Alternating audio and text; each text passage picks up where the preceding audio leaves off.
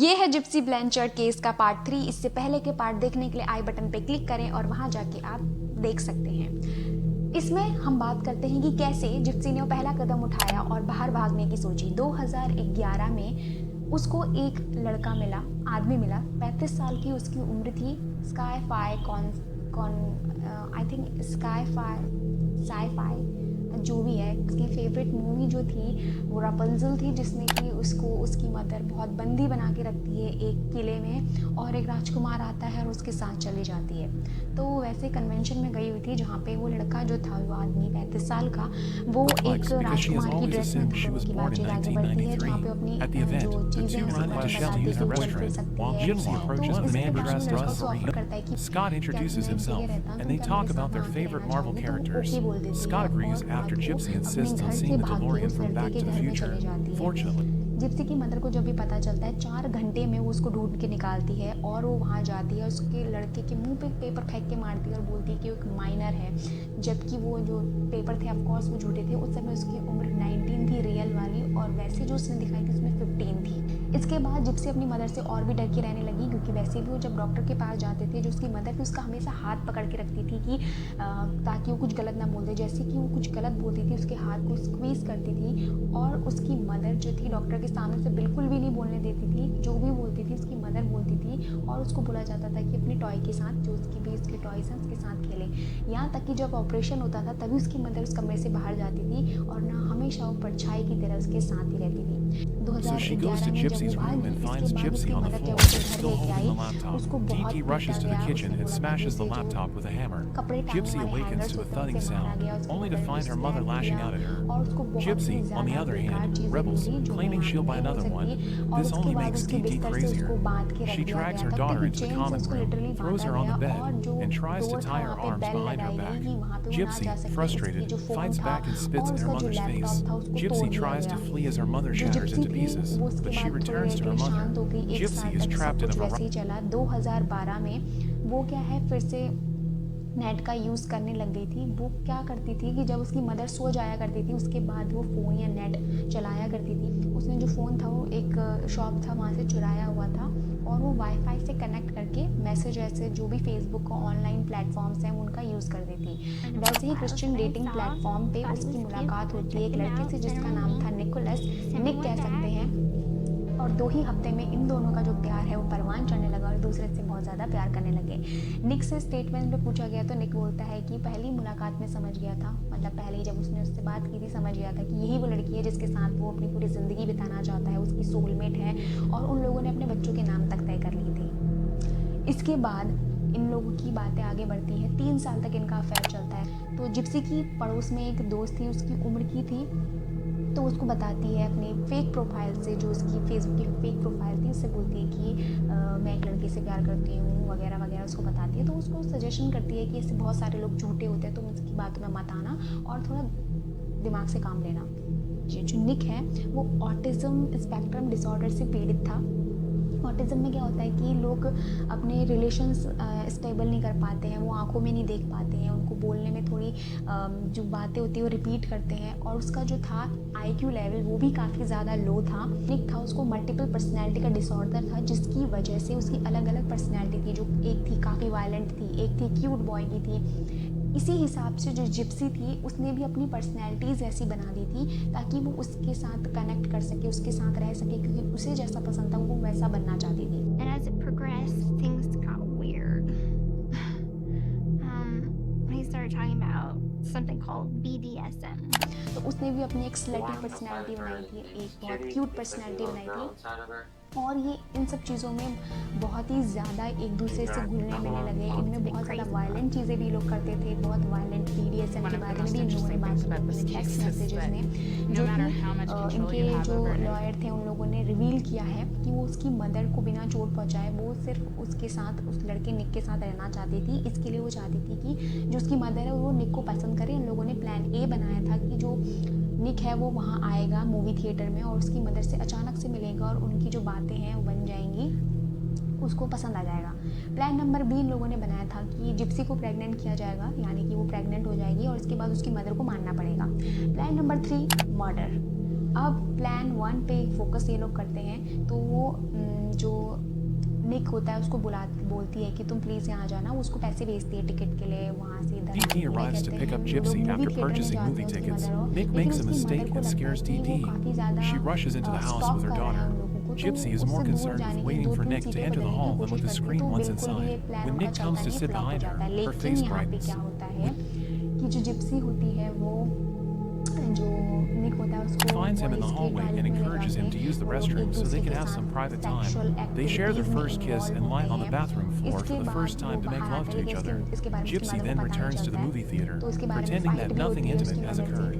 She and her mother are getting ready to leave after the movie. कर सकते थे क्योंकि उसकी मदर ने वैसे उसको नापसंद कर दिया था।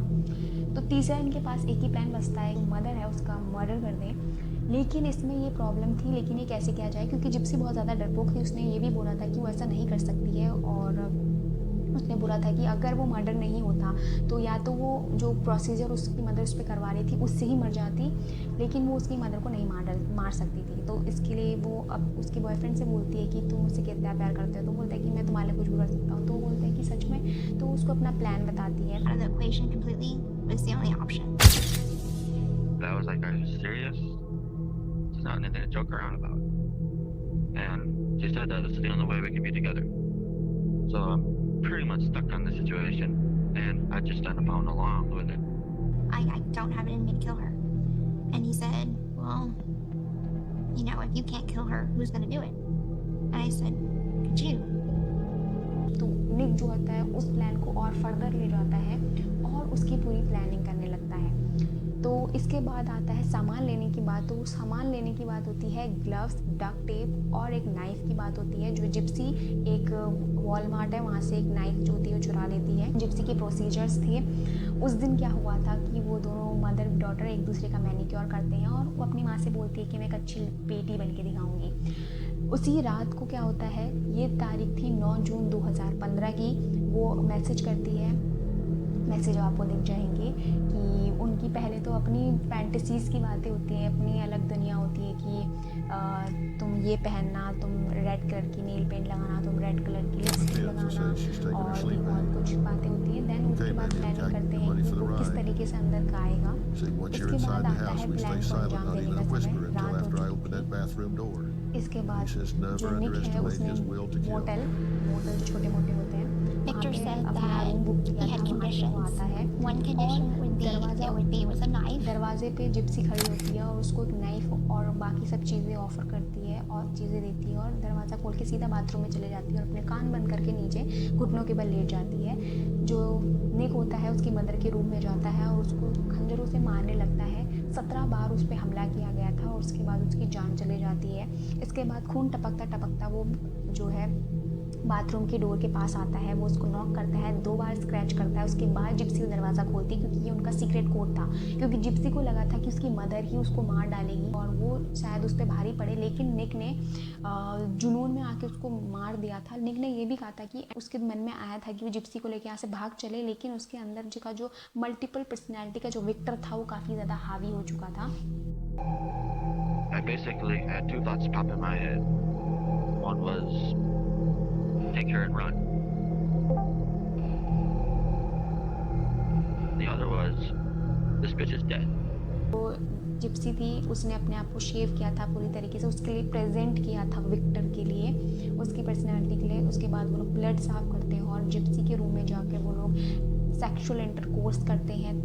और इसके बाद जिप्सी से जब ये पूछा गया क्या ये कंसेंशुअल था, क्या वो उसके लिए रेडी थी, क्या उन दोनों की सहमति से ये हुआ था, तो निक तो कहता है कि उसकी सहमति से हुआ था, जबकि जिप्सी का कहना था कि स्टार्ट एक सहमति से हुआ था कि हाँ वी विल डू इट, लेकिन जब ये एंड हो रहा था तो जिप्सी ने उसको मना किया कि नहीं मुझे नहीं करना है, प्लीज़ रुक जाओ, स्टॉप हो जाओ। उसने अपने स्टेटमेंट में ऐसा भी बोला कि मुझे कुछ फील नहीं हुआ और मेरे को सेटिस्फैक्शन नहीं हुआ, और उसने उसको ऑफ़र किया कि क्या वो डीडी के साथ ऐसा कर सकता है, और तो उसने बोला कि नहीं, वो उसकी मदर के साथ ऐसा नहीं होने देगी, उसकी डेड बॉडी के साथ ऐसा बिल्कुल नहीं चाहेगी। इसके बाद वो लोग वहाँ से भागते हैं और मोटल में जाके शिफ्ट हो जाते हैं, और अगले दिन जो है वो हंसी खुशी उनकी एक वीडियो होती है, आपको दिख जाएगी, जिसमें कि जो जिप्सी होती है वो मोटल में है और बोलती है कि कप केक खा रहा है, इसके बाद ये मुझे खाएगा, यानी कि जो डॉक्टर होते हैं बोलते हैं कि तुम इस वीडियो में काफ़ी ज़्यादा खुश लग रही हो, क्या तुम्हें दुख नहीं था अपनी मदर के खोने का, तुम लोग मोटल गए थे। तो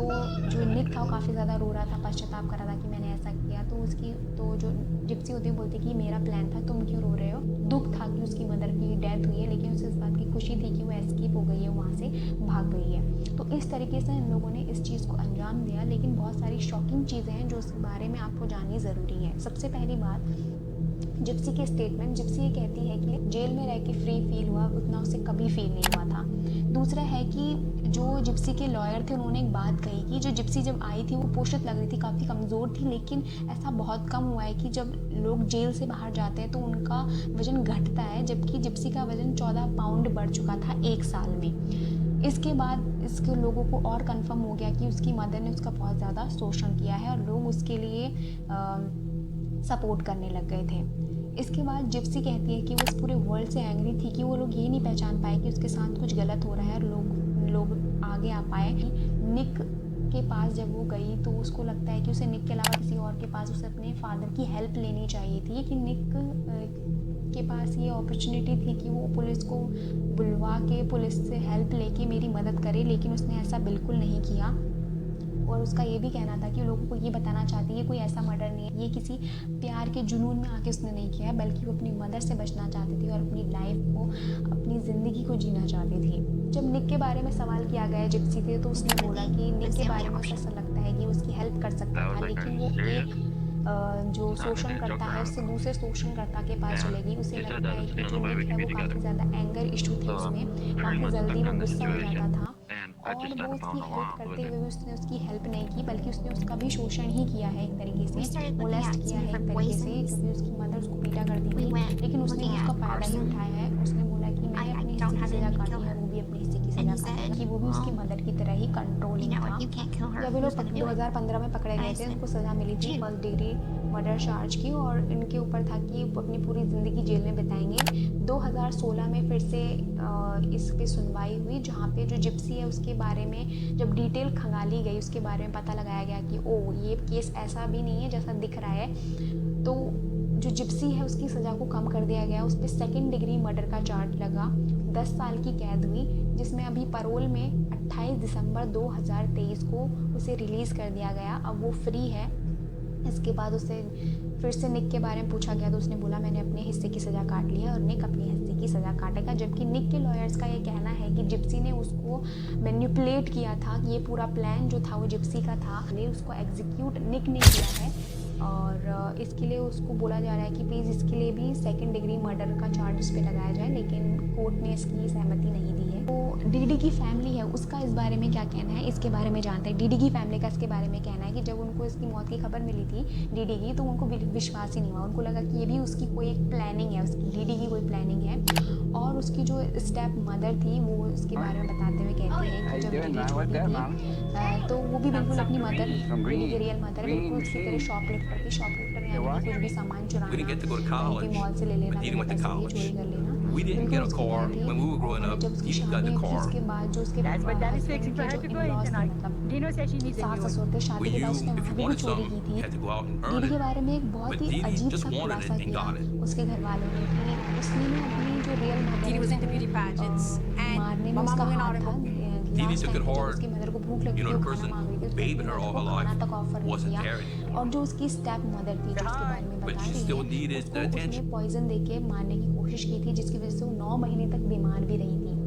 यानी कि जो डीडी की जो हिस्ट्री है, अगर उसके परिवार वालों के मुंह से भी सुने तो उसके बारे में एक भी वर्ड उनके मुंह से कुछ अच्छा सुनने को बिल्कुल नहीं मिला है। जो पेरेंट्स ने ये तक बोल दिया है कि जब उसकी मरने की खबर मिली थी तो उसके सिस्टर ने ये तक कह दिया था कि जो उसकी अस्थियाँ हैं, जो अंतिम संस्कार जो भी उसका करना है उसको फ्लश कर दो, मतलब ये तक उसके बारे में क्या कहा गया था। जबकि जब जिप्सी से इसके बारे में पूछा गया तो जिप्सी ने बोला कि उसकी मदर जो थी एक बिल्कुल मॉन्स्टर नहीं थी, वो एक केयरिंग मदर थी, लेकिन वो सिक मदर थी, एक बीमार मदर थी, और उनकी जगह वही है जहाँ आज मैं हूँ, यानी कि अपनी मदर को प्रिजन में डिजर्व करती हैं। तो जिप्सी ब्लैंचर्ड अभी कहाँ है? जिप्सी ब्लैंचर्ड 28 दिसंबर 2023 को रिलीज हो The चुकी Gypsy है। Rose Blanchard उसको case has 10 been साल की featured सजा several मिली थी, लेकिन times on पैरोल में TV. 8.5 साल Actress बिता Patricia के जेल Arquette से बाहर आ चुकी है। अपनी डॉक्यूमेंट्री बताने वाली है वो 3 एपिसोड में, जनवरी 5, 6 और 7 को वो रिलीज़ हो चुके होंगे।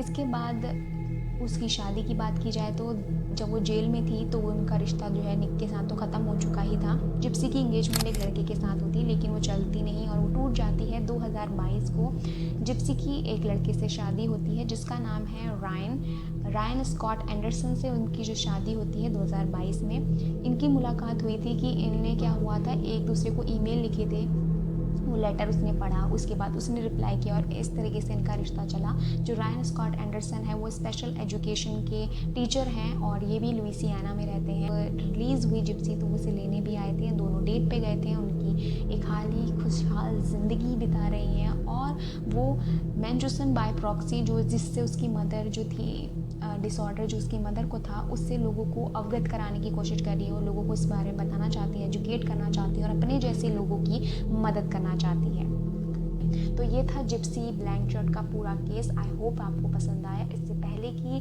वीडियोस देखने के लिए, पहले पार्ट्स देखने के लिए आई बटन पे क्लिक करके देख सकते हैं। धन्यवाद।